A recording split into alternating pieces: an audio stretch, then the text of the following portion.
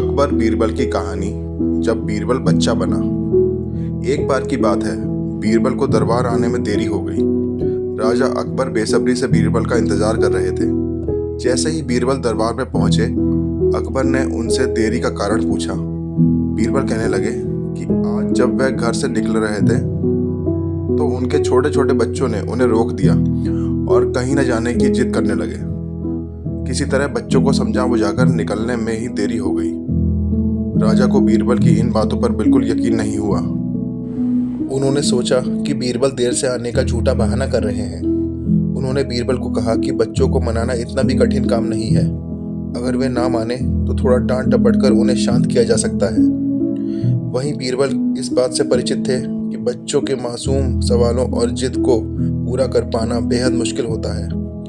जब अकबर इस सब से संतुष्ट ना हुए तो बीरबल को एक उपाय सूझा। उन्होंने राजा के सामने एक शर्त रखी। उन्होंने कहा कि वह इस बात को सिद्ध कर सकते हैं कि छोटे बच्चों को समझाना बहुत मुश्किल होता है, लेकिन इसके लिए उन्हें एक छोटे बच्चे के जैसे व्यवहार करना होगा और राजा को उन्हें समझाना होगा।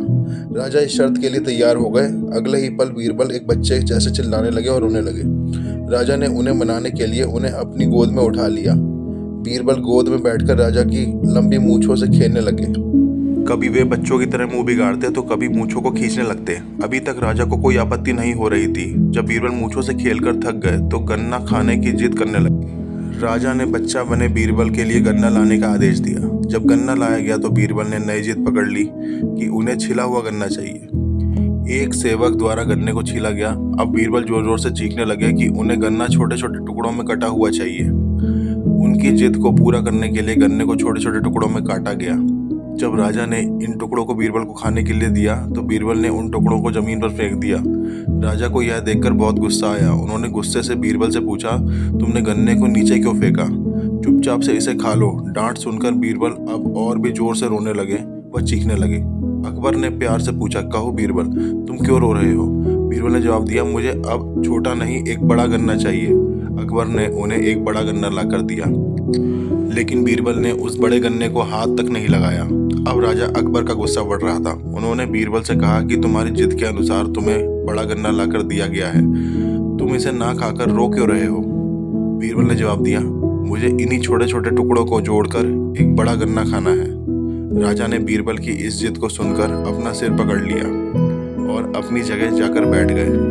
उन्हें परेशान देखकर बीरबल ने बच्चा बनने का नाटक खत्म किया और राजा के समक्ष गए। उन्होंने राजा से पूछा, क्या अब आप इस बात से सहमत हैं कि बच्चों को समझाना यकीनन एक मुश्किल काम है? राजा ने हाँ में सिर हिलाया और बीरबल को देख मुस्कुराने लगे। कहानी से सीख। इस कहानी से हमें यह जानने को मिलता है कि बच्चे बहुत मासूम होते हैं। अक्सर हम उनके नादान सवालों का जवाब नहीं दे पाते, लेकिन फिर भी उन्हें प्यार से समझा हुआ अनेक उदाहरण देकर उनकी जिद व जिज्ञासा को शांत किया जा सकता है। तो दोस्तों, आपको ये कहानी कैसी लगी? अगर आपको ये कहानी अच्छी लगी हो तो प्लीज़ मेरे चैनल को लाइक, सब्सक्राइब और शेयर करना ना भूलें। हम आपके लिए ऐसी अच्छी अच्छी रोचक कहानियाँ लेकर आते रहेंगे। तब तक के लिए जय हिंद, जय भारत।